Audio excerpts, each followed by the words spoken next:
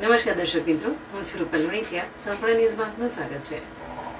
પાલનપુરમાં નિવૃત્ત કર્મચારીઓને ઈપીએસ હેઠળ નજીવું પેન્શન મળે છે, ત્યારે પેન્શન વધારાની માંગ સાથે આજે ભારતીય મજદૂર સંઘે વિરોધ પ્રદર્શન યોજી આવેદનપત્ર આપ્યું હતું.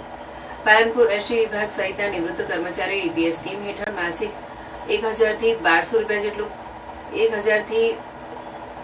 રૂપિયા જેટલું પેન્શન મળે છે, જે પેન્શનની રકમ હાલના મોંઘવારીના જમાનામાં અપૂરતી છે. ત્યારે ભારતીય મજદૂર સંઘના નેજા હેઠળ એસટી સહિતના નિવૃત્ત કર્મચારીઓએ પેન્શન વધારાની માંગ સાથે વિરોધ કર્યો હતો. નિવૃત્ત કર્મચારીઓએ માસિક રૂપિયા 5000ના પેન્શનની માંગ કરી રહ્યા છે. જો કે રાજ્ય કે કેન્દ્ર સરકાર કર્મચારીઓની માંગણી નહીં સંતોષે તો ભારતીય મજદૂર સંઘે ઉગ્ર આંદોલન કરવાની ચીમકી ઉચ્ચારી છે. ભારતીય પરિવહન મજદૂર મહાસંઘમાં અખિલ ભારતીય કાર્યાધ્યક્ષની જવાબદારી છે. ગુજરાતમાં સંગઠન મંત્રીની જવાબદારી છે. હાલમાં ભારતીય મજદૂર સંઘ દ્વારા કેન્દ્ર લેવલે એક નિર્ણય લેવાનો કે ઈપીએસ યોજનામાં જે પેન્શનકર્તાઓ છે તેઓને બિલકુલ મામૂલી 800 થી 1200 1500 રૂપિયાનું એક નજીવું પેન્શન મળે છે. જે પેન્શન આ કારમી મોંઘવારીમાં બિલકુલ અપૂરતું છે અને એને જીવન જીવવું ખૂબ દહેલું છે. બાળકોના આશ્રિતો થવાનું અને બાળકો પણ ઘણા એવા નીકળ્યા છે કે જે એમના વાલીઓનું કંઈ દેખરેખ પણ નથી રાખતા.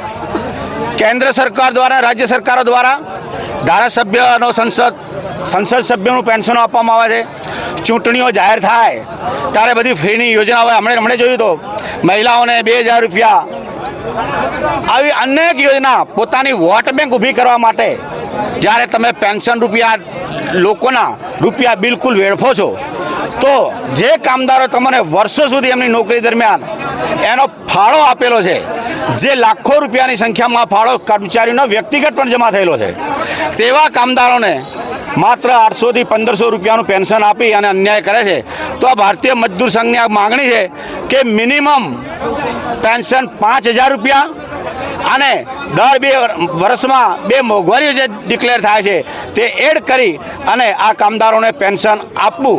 જો એ અમારી માગણી નહીં સંતોષવામાં આવે તો કેન્દ્ર લેવલથી આગામી સમયમાં ખૂબ જ ઝડપી આંદોલન કરવામાં આવશે અને જરૂર પડે તો અમારો આ સરકારનો પણ અગાઉની સરકારનો જેમ વિરોધ કર્યો છે આ સરકારનો પણ વિરોધ કરવાની ફરજ પડશે અને આ 100% અમે અમારી માગણી લઈને જ જંપીશું. ભારત માતા કી જય.